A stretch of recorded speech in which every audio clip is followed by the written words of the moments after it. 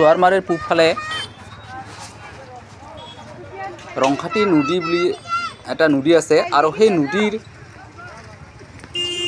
পূবফালে বাৰালি ডবা বুলি এটা ডবা আছে। সেই ডবাত আজি দুটা বন্য হাতী ওলাইছে বুলি মানুহে কৈ আছে আৰু আমি আটাই মিলি চাব গৈছিলোঁ, কিন্তু অইল পাম বাগানত থকাৰ হেতুকে আমি হাতীটো দেখা নাপালোঁ, কিন্তু তাতে আছে বুলি মানুহে উল্লেখ কৰিছে। এয়া হাতী চাবলৈ যোৱা মানুহবিলাকৰ দৃশ্যাংশ। বজাৰৰ পৰা মানুহ আহিহে আছে।